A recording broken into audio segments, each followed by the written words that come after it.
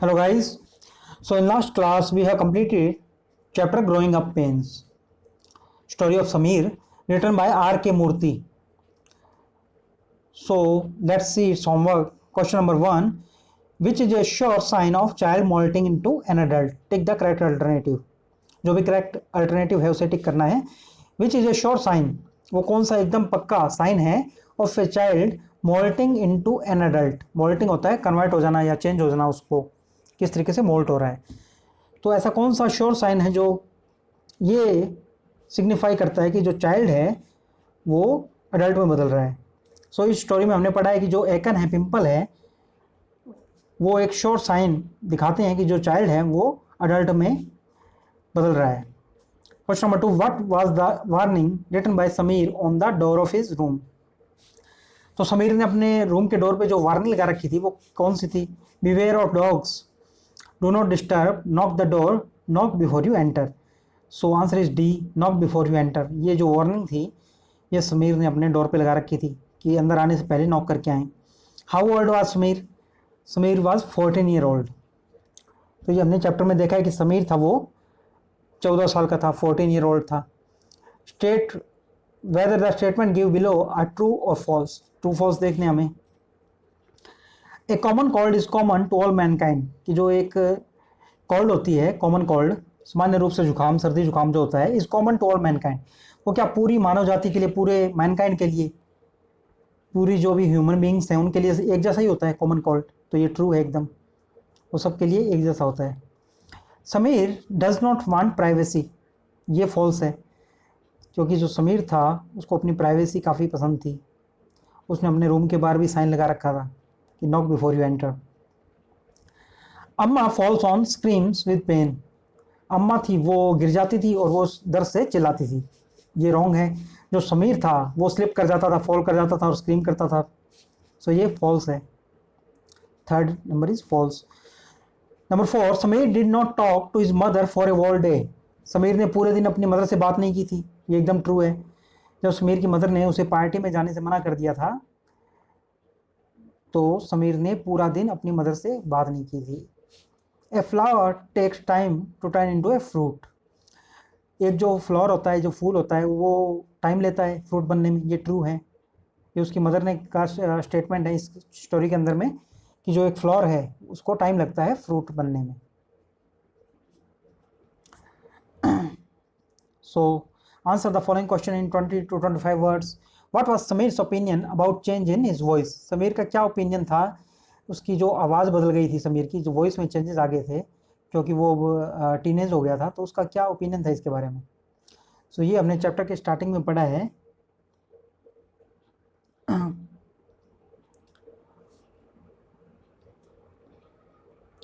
Where has my sweet soft voice gone. तो समीर है वो कह रहा है कि जो मेरी स्वीट स्वीट वॉइस थी, जो सॉफ्ट वॉइस थी, वो कहाँ चली गई. Have I caught a cold, क्या मुझे कोल्ड हो गया या मुझे सर्दी लग गई है. Such gruffness goes hand in hand with cold. तो ये जो ग्रफनेस है यानी ये जो हरेशनेस है, ये तो कोल्ड के साथ ही होता है. यानी जब कोल्ड होती है, जब सर्दी लगती है तब ये होता है. But the common cold is and I have nothing to do with each other. पर वो समीर कहता है कि जो कॉमन कोल्ड है यानी जो सामान्य रूप से सर्दी लग जाती है, सर्दी जुकाम हो जाता है, उसका मुझसे कोई लेना देना नहीं है या मेरे साथ नहीं होता. At least at this moment, यानी कम से कम इस मोमेंट पे तो ये नहीं होता. Is there an uncommon cold, क्या कोई अनकॉमन कोल्ड भी है. A light banter lifts my spirits. तो एक हल्का सा जो है उससे मेरी जो स्पिरिट है यानी जो मेरा उत्साह है वो बढ़ जाता है. A common cold is common to all mankind, कि जो सामान्य रूप से सर्दी लगती है वो तो पूरे ह्यूमन बींग्स के लिए, सबके लिए एक ही होती है. But every time I catch a cold it becomes an uncommon one for Appa and अम्मा. पर जब मुझे कोल्ड लग जाती है तो अप्पा अम्मा के लिए एक अनकॉमन चीज़ बन जाती है. तो ये समीर है, ये अपनी कोल्ड, इससे कोल्ड से रिलेट करके देख रहे हैं. तो Sameer wanted to know where is soft sweet voice had gone. तो इससे वो काफ़ी परेशान हो जाता था. He thought that it might be due to cold, और वो सोचता था कि ये सर्दी के कारण हो गई है. But in actual it was due to his grown up stage. तो असल में ये क्या हुआ था, उसके जो ग्रोन अप होने के कारण, जो वो टीनेज हो गया था, बच्चे से, उसके कारण उसकी वॉइस थी उसमें चेंजेस आ गए थे। Question number 2, how did Sameer try to dispel fear, जो समीर था उसने अपने जो फियर था उसको भगाने के लिए क्या किया था? तो समीर ने कहा था कि मैं कावर्ड नहीं हूँ, जो घबराते वही हैं, जो डरते वही हैं जो कि कावर्ड होते हैं। ये हमने चैप्टर के स्टार्टिंग में देखा है।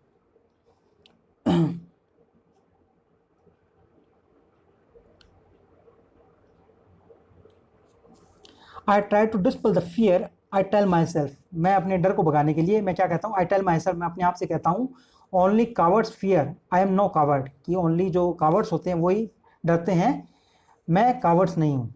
So Sameer tried to dispel fear by telling himself that only cowards fear and he was not a coward, और वो कावर्ड नहीं। सो क्वेश्चन नंबर 3 देखते हैं हम।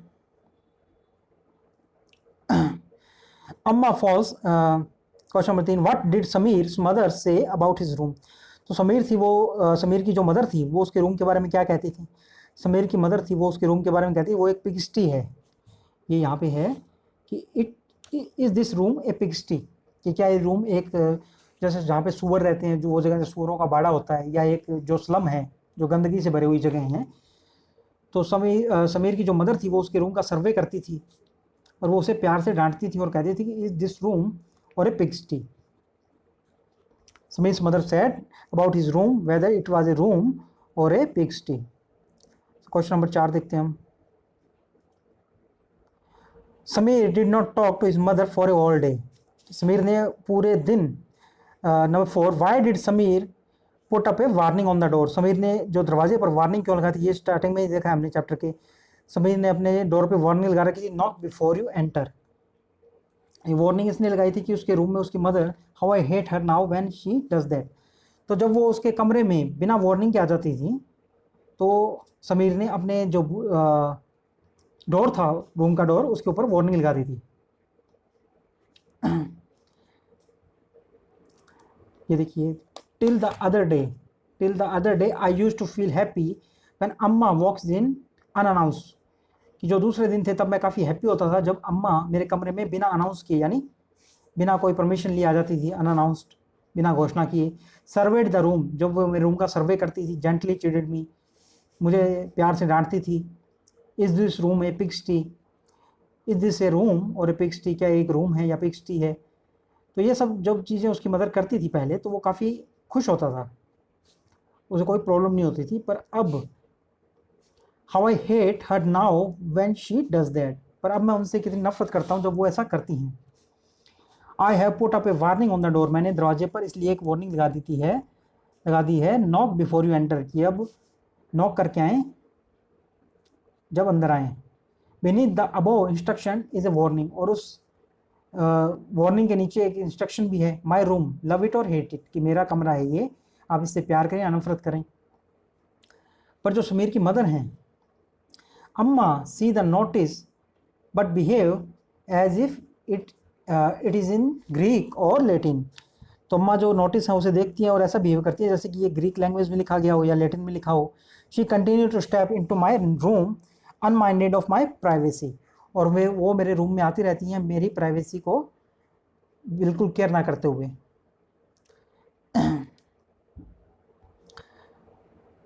How did Sameer feel when he did not talk to his mother for a whole day, तो समीर ने कैसा feel किया था जब उसने पूरा दिन अपनी मदर से बात नहीं की थी? तो यहाँ पे शी हैज़ हर वे, जो समीर की मदर थी उन्होंने उसे पार्टी में जाने से मना कर दिया था। I miss the party but it doesn't endear her, मैंने पार्टी को मिस कर दिया था पर इससे उन्हें कोई भी खुशी नहीं हुई थी। आई सल्क, मैंने सल्क किया, यानी मैं काफ़ी इससे दुखी हुआ। I do not talk to her for a whole day, मैंने उनसे पूरा एक दिन बात नहीं की थी। She coaxes me placates me till I come to her mollycoddling, तो जो सल्क होना है बैड मूड होता है सल्क होना, तो समीर का जो मूड था वो ख़राब हो गया था। I do not talk to her for a whole day, मैंने उनसे पूरे दिन बात नहीं की थी। शी कॉक्स मी, कॉक्स होता है टू परसुएड करना, पीछे पीछे आना, तो वो मेरे पीछे पीछे आती थी। प्लेकेट्स मी मतलब टू पेसिफाई करना उसको। Me till I come to the her mollycoddling, mollycoddling होता है जो treat in an overprotective way, प्यार से मनाना, गले लगाना और ये सब, तो प्यार से मनाना मोली कॉडलिंग होता है। Then I hug her and cry, तो तब मैं उन्हें हक करता था, उन्हें गले लगाता था, एंड क्राई और रोया।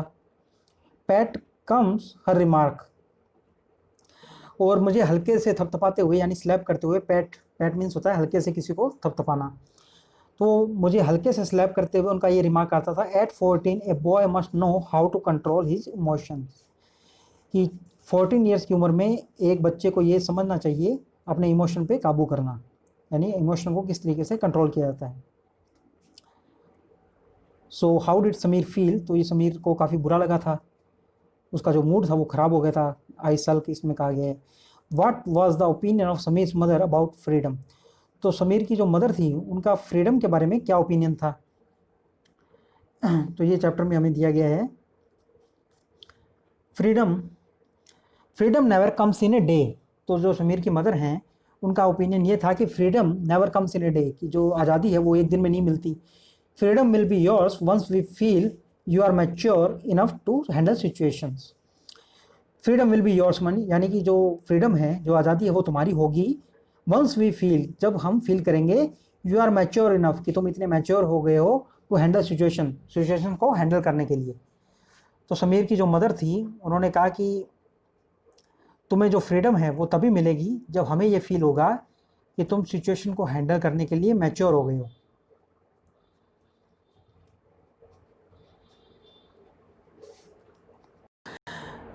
D question number 1, why was Sameer worried about the acne on his face, जो समीर था वो अपने चेहरे पे जो पिंपल आ गया था, उसके जो एकन था उसके बारे में वरीड क्यों था, तो ये चैप्टर के स्टार्टिंग में ही है, क्योंकि वो सोच रहा था कि जो उसको परेशान करने के लिए आया ये पिंपल।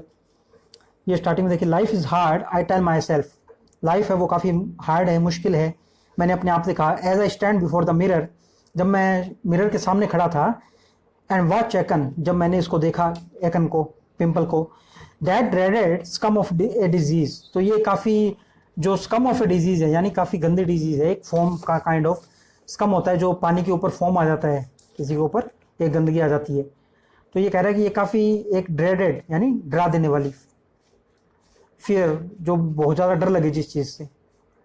सो ये dreaded scum of a disease है, playing havoc with my face, वो मेरे फेस के साथ हैवॉक कर रही है, यानी डैमेज कर रही है मेरे फेस को। हैवॉक मीन्स होता है डैमेज करना, to damage. I wish I could drive the pimples out of the wave of my hand, मैं विश कर रहा हूँ कि ये पिंपल है जो मेरे एक हाथ हिलाने से ही चला जाए। Then I tell myself, और फिर मैं अपने आप से कहता हूँ, that acne is a temporary ravage, ये जो एकन है ये एक टेम्परेरी बदला लेने के लिए, रेवेज मीन्स होता है डिस्ट्रॉय करने के लिए, तो ये टेम्परेरी रूप से डिस्ट्रॉय करने के लिए आया है। That make my life a little less comfortable for a teenager, वो एक टीनेजर की लाइफ को लिटिल लेस कंफर्टेबल करने के लिए आया है। But it is a sure sign of a child moulting into an adult, पर ये एक श्योर साइन है कि एक चाइल्ड है वो एडल्ट के रूप में मोल्ट हो रहा है। So Sameer was worried about the acne on his face because it was playing havoc with his face, and he was thinking that it was a temporary ravage that made his life a little less comfortable.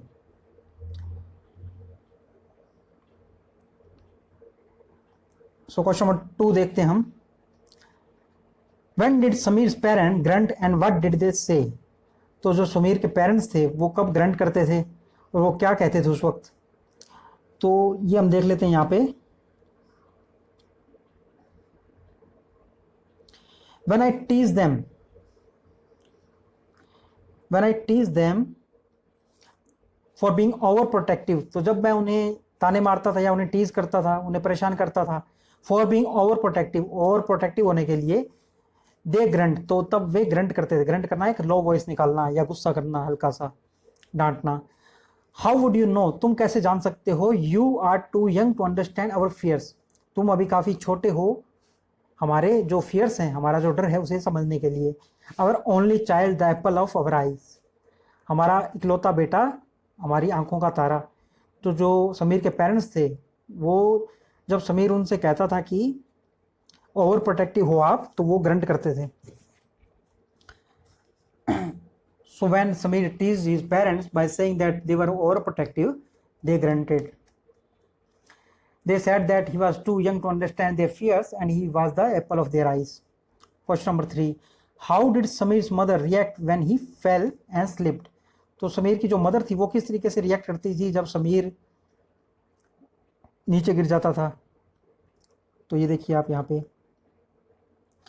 I fell and slip and scream with pain because of sprain.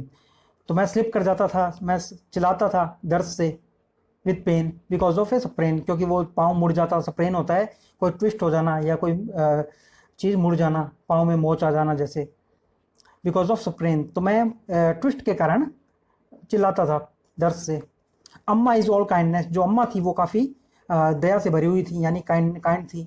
Not अप्पा, पर अप्पा नहीं थे। ही growls, वो गुस्सा करते थे। You are 14, तुम 14 years के हो, 14 साल के हो Sameer.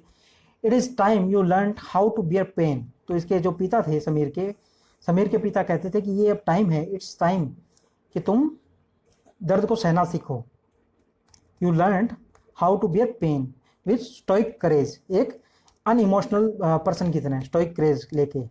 You are no longer a child, तुम अब बच्चे नहीं रहे हो। तो समीर के जो पेरेंट्स थे उनमें उसकी जो मदर थी वो तो उसकी केयर करती थी, जब वो गिर जाता था वो काफ़ी काइंडली बिहेव करती थी, पर उनके जो फादर थे वो गुस्सा करते थे, वो कहते थे कि तुम्हें दर्द सहना सीखना चाहिए। Y did Sameer stamp his feet? Question number 4। तो समीर अपने जो पाँव था वो क्यों पटक रहा था? तो समीर की मदर ने जब उसे पार्टी में जाने से मना कर दिया था तो वो पाँव पटक रहा था।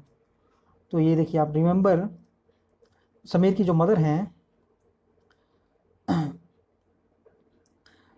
That raises my hackles. तो जो जब समीर की मदर ने उसे पार्टी में जाने से मना कर दिया था तो समीर कह रहा है कि दैट रेजेज माई हैकल्स, कि इसने मेरे गुस्से को बढ़ा दिया या मुझे गुस्से में ला दिया है।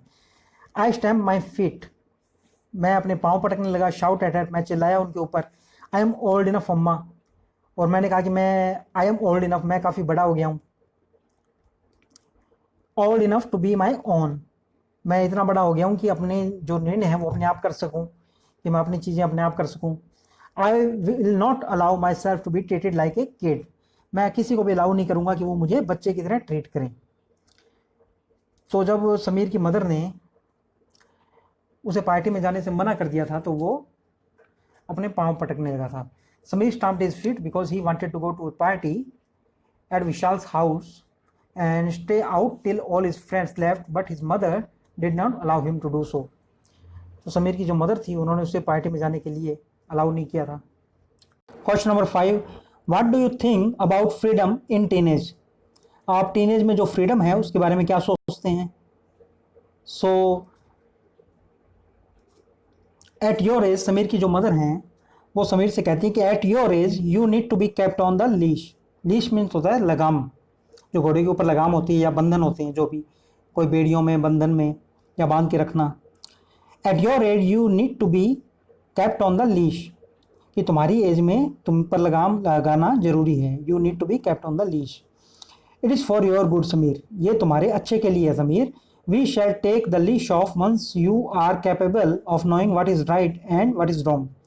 हम ये जो बंदिशें हैं, यानी ये जो भी पाबंदियां हैं, ये जो लीश है, ये हटा लेंगे। Off once you are capable of knowing what is right and what is wrong, कि जब एक बार तुम ये जानने में या समझने में के काबिल हो जाओगे कि क्या सही है क्या गलत है, तो हम ये पाबंदियां सब हटा लेंगे। Freedom never comes in a day, जो आज़ादी है, फ्रीडम है, वो एक दिन में नहीं मिलती। Freedom will be yours once we feel you are mature enough to handle situations.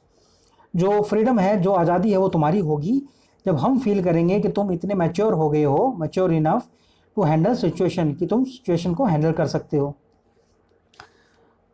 So that a teenager should be given freedom only when he or she is capable of knowing what is right and what is wrong. तो teenagers को freedom तभी मिलनी चाहिए जब वो ये जानने में कैपेबल हो जाते हैं कि क्या सही है क्या गलत है। A teenager should be mature enough to handle any tough situation, और टीनेजर हैं जब वो किसी भी टफ सिचुएशन को हैंडल करने में कैपेबल हो जाते हैं तो उन्हें फ्रीडम मिलनी चाहिए। So let's see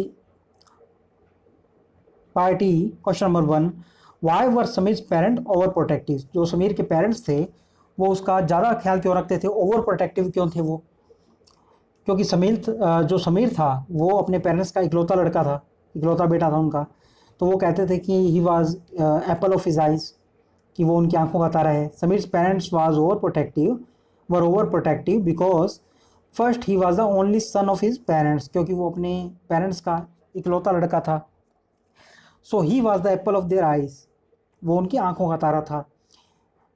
he was A teenager, और वो टीनेजर था। And he did not know what was right and what was wrong, और वो नहीं जानता था कि क्या सही है और क्या गलत है। Third, he was not mature enough to handle situation, और वो सिचुएशन को हैंडल करने के लिए भी मैच्योर नहीं था बिल्कुल भी। So they had the fears that there were so many temptation to which a youth might be drawn. तो जो मीर के फादर थे वो ऐसा सोच रहे थे कि ऐसी काफ़ी डिज़ायर्स हैं, ऐसे काफ़ी टेम्पटेशन हैं, यानी अट्रैक्शंस, जो एक यूथ को यानी एक टीनेजर को अपनी ओर खींच सकते हैं। So they did not want him to end up as a wild colt, तो वो नहीं चाहते थे कि वो एक जंगली घोड़े की तरह हो जाए। तो वो उस पर लीश लगा के, उस पर पाबंदियाँ लगा के रखते थे। Question number 2, growing up is all about a matter of individuality. तो क्या जो बड़े होना है वो सिर्फ एक अपने प्राइवेसी के बारे में, अपने स्पेस के बारे में, अपनी जो एक निजी तो होता है, इंडिविजुअलिटी होती है, अपना एक निजी करेक्टर होता है, उसी के बारे में है? तो ये ट्रू है बिल्कुल। It is all true that growing up is all about a matter of individuality. जो बड़ा होना है, ग्रोइंग अप है, वो इंडिविजुअलिटी के बारे में ही है। When a child is under 12, जब चाइल्ड होता है वो 12 साल तक की उम्र का होता है, तो वो बच्चा होता है। 13 to 19, ये जो टीन एज होती है, 13 to 19, 13 साल की उम्र से लेकर 19 साल की उम्र तक, इसे टीन एज कहते हैं। सो जब वो बच्चा होता है तो he likes the love and affection of his parents, तो वो अपने जो पेरेंट्स का जो लव होता है, अफेक्शन होता है, उसे पसंद करता है। बट व्हेन ही क्रॉसेस 12, यानी जब वो 13 ईयर्स का हो जाता है, जब वो टीनेज में आ जाता है, यहाँ भी एज की कोई लिमिट नहीं है, he becomes a teenager, he does not like any kind of restriction from anyone। तो वो नहीं चाहता कि कोई भी पाबंदी लगे उस पर, वो किसी भी तरीके की पाबंदी नहीं चाहता अपने ऊपर, कोई रिस्ट्रिक्शन नहीं चाहता। he feels insecure, वो इनसिक्योर फील करता है। बट देर इज़ नो बडी वो अंडरस्टैंड हिज फीलिंग्स, पर कोई भी उसकी फीलिंग्स को नहीं समझ सकता। इवन थो his parents do not leave him alone, हालांकि उनके जो पेरेंट्स होते हैं वो उसे अकेला नहीं छोड़ते हैं। He likes privacy and wants it to be maintained, but nobody cares for it and try to intrude into it। तो जो टीनेजर होता है वो अपनी प्राइवेसी को मेंटेन करना चाहता है। जैसे कि इस स्टोरी के अंदर समीर है, वो अपने रूम के बाहर एक वार्निंग लगा देता है कि नॉक बिफोर यू एंटर, कि नॉक करके आए मेरे कमरे में आने से पहले, this is my room, love it और हेट इट। पर जो उसकी मदर हैं वो केयरलेसली उस वार्निंग को अवॉइड करते हुए उसके रूम में केयरलेसली आती रहती हैं। सो इवन थो his parents do not leave him alone, पर उसके जो पेरेंट्स होते हैं वो उन्हें अकेला नहीं छोड़ते हैं। He likes privacy and want him to be maintained, वो प्राइवेसी चाहते हैं और उसे मेंटेन करना चाहते हैं, पर कोई भी उनकी प्राइवेसी की कोई केयर नहीं करता है। जैसे कि जो समीर की मदर थी, वो उनकी प्राइवेसी की कोई केयर नहीं करती थी, वो उनकी प्राइवेसी के अंदर इंट्रूड करने की ट्राई करते रहते हैं। व्हाट मेड समीर सल्क, जो समीर का मूड कैसे ख़राब हो गया था। समीर की जो मदर थी उन्होंने उसे पार्टी में जाने से मना कर दिया था, तो जो समीर का मूड ख़राब हो गया था। So Sameer's parents were very careful regarding him, Sameer के जो पेरेंट्स थे वो काफ़ी केयरफुल थे उसके बारे में। They kept him on the leash, वो उस पर पाबंदियाँ रखते थे। But he did not like it, पर उसे जो पाबंदियाँ थी वो पसंद नहीं थी। One day he ask permission from her mother to let him go for a party at Vishal's house. तो एक बार उसने अपनी मदर से परमिशन मांगी विशाल के पास पार्टी में जाने के लिए। His mother gave him permission to go but told him to be back before 9। तो समीर की मदर ने उसे परमिशन तो दे दी थी, पर उसे कहा कि 9 बजे से पहले आ जाना। On this he told his mother that he was a grown up and wanted to stay out till all his friends had left. तो समीर ने कहा कि वो बड़ा हो गया है और वो तब तक रुकना चाहता कि जब तक कि उसके सारे फ्रेंड ना चले जाएं। तो इस समीर की जो मदर थी उन्होंने उसे पार्टी से जाने से मना कर दिया था। His mother did not give permission to do so, this made Sameer sulk, तो इससे जो समीर था उसका मूड खराब हो गया था। तो ये आपको क्वेश्चंस होमवर्क में करने हैं। Rest we will continue in next video.